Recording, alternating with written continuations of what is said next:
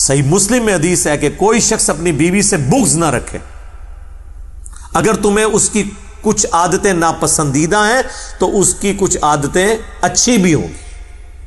میں سمجھتا ہوں کہ دنیا کی ہر عورت میں جو بیوی ہے، ایک عادت ایسی ہے جو مردوں میں بڑی کم ہوتی ہے، اور وہ یہ ہے کہ عورت کا غصہ بڑی جلدی ٹھنڈا ہو جاتا ہے۔ سیفٹی والو ہے اللہ نے اس کے اندر رکھا ہے۔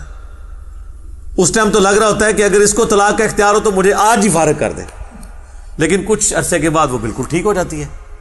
یہ اس کی نیچر ہے۔ یہ اتنی بڑی خوبی ہے جو مرد کے اندر بہت کم پائی جاتی ہے۔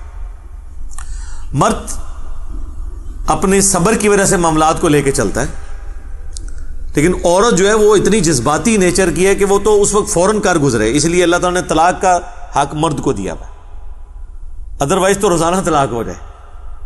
لیکن دوسری طرف آپ دیکھیں، مرد اپنے دل کے اندر پرانی باتیں بھی غصہ رکھتا ہے، لیکن عورت وہ چیزوں کو وقت کے ساتھ بھلا دیتی۔ اب کوئی پھپے کوٹنی عورت ہے نا، اس کا تو علاج نہیں ہے۔ آپ کہنا جی فلانی جڑی ہے وہ تو توبہ توبہ، وہ تو واقعی وہ تو پھر 1000 مرد پہ بھی بھاری ہوتی ہیں ایسی عورتیں، لیکن زیادہ تر ایسا نہیں ہوتا۔ زیادہ تر عورتیں اپنے خاوندوں کے ساتھ مخلص ہوتی ہیں اور کمپرومائز کرتی ہیں۔ تو اس لیے اللہ تبارک و تعالیٰ نے یعنی عورتوں کے ساتھ بغض رکھنے سے منع فرمایا۔ نبی صلی اللہ علیہ وسلم فرما رہے ہیں کہ اگر آتے کچھ ہوں گی ان کی بری تو اچھی بھی ہوں گی، ان کو یاد کر لو۔ بخاری مسلم دونوں میں حدیث ہے کہ عورت کے ساتھ، اپنی بیوی کے ساتھ ہمیشہ خیر و بھلائی سے پیش آتے رہو۔ لو جی، کیٹاگوریکل حکم ہے، اور اسے سیدھا کرنے کی کوشش نہ کرو۔ یہ آدم کی ٹیڑھی پسلی سے پیدا ہوئی ہے، اسے اگر سیدھا کرنے کی کوشش کرو گے تو توڑ بیٹھو گے، اور اسے توڑنا اسے طلاق دینا ہے۔ اس سے نفع حاصل کرو اور ہمیشہ خیر و بھلائی سے پیش آتے رہو، پازیٹو اینڈ پہ کھڑے رہو۔ حتیٰ کہ بخاری اور مسلم میں ایک اور حدیث ہے، اللہ کے محبوب صلی اللہ علیہ وآلہ وسلم نے فرمایا، میں نے اپنی امت کی عورتوں کو کثرت کے ساتھ جہنم میں دیکھا ہے۔ صحابہ نے پوچھا کیوں؟ فرمایا اپنے خاوندوں کی ناشکری کرنے کی وجہ سے۔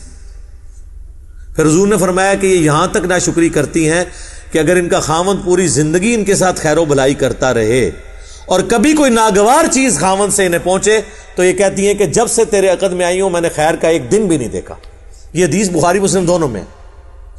تو سر یہ حدیث اگر آپ کو پتا ہو نا تو آپ کو بیویوں کی حرکتوں کے اوپر غصہ نہیں آئے گا، ہنسی آئے گی کہ بالکل حضور نے بھی یہی کہا تھا۔ ہوتا ہے، ہم تو اللہ کے فضل سے کئی دفعہ اس تجربے سے گزرے ہیں، ٹھیک ہے، تو سب لوگ گزرتے ہیں۔ تو پھر جب کوئی اس طرح بیوی کسی کے ساتھ کر رہی ہو نا تو اس کو چاہیے وہ کہ صدق رسول اللہ، یا رسول اللہ آپ نے سچ کہا تھا۔ ایسے ہی ہوتا ہے، لیکن یہ وقتی طور پہ ہوتا ہے۔ آپ دیکھیں حضور نے کہیں ترغیب یہ نہیں دلائی ہے کہ ایسی عورت کو چھوڑ دو، فرمایا یہ عورتیں ایسی ہوتی ہیں، ان کے ساتھ اس طریقے سے گزارا کرو۔ اور عورتوں کو کہا کہ تمہیں میں نے جہنم میں کثرت میں دیکھا ہے۔ ایک اور حدیث ہے بخاری اور مسلم کی، اس میں الفاظ ہیں کہ تم اپنی زبان سے اپنے شوہروں کو تکلیف دیتی ہو، اے عورتوں زیادہ سے زیادہ صدقہ کرو تاکہ تم جہنم سے بچ سکو، میں نے کثرت کے ساتھ تمہیں جہنم میں دیکھا ہے اپنے خاوندوں کے ساتھ ناشکری کرنے کی وجہ سے۔ اسی لیے تو حضور نے فرمایا تھا، سنن ابی داؤد میں حدیث ہے کہ اگر میں سجدہ جائز سمجھتا تو عورتوں سے کہتا کہ اپنے خاوندوں کو سجدہ کریں، اس حق کے سبب جو اللہ نے ان کو دیا ہے۔ لیکن اس کا یہ مطلب نہیں ہے کہ اب خاوند جو ہے وہ زبردستی اس کے ساتھ کرنا شروع کرے گا، اس پہ ظلم کرنا شروع کر دے گا، نہیں۔ جامعہ ترمذی میں حدیث ہے، اللہ کے کہنا مشہور ہے کہ جی کیا اخلاق ہے، گھر میں اتنے بڑے وہ کتا نیچر کے لوگ بنے ہوتے ہیں، یعنی کتے سے بھی زیادہ ان کی زبان سخت ہوتی ہے۔ میرے لیے باہر جتنی سن کے آتے ہیں نا، وہاں لوگوں کے سامنے رکھ رکھا انہوں نے رکھا ہوتا ہے، لوگ ہماری تعریف کرتے رہے اور سارا باہر والوں کا غصہ آ کے بیوی بچوں پہ نکالتے ہیں۔ یہ کوئی کمال نہیں ہے۔ کمال یہ ہے کہ آپ اپنے گھر والوں کے لیے ٹالرنس شو کریں۔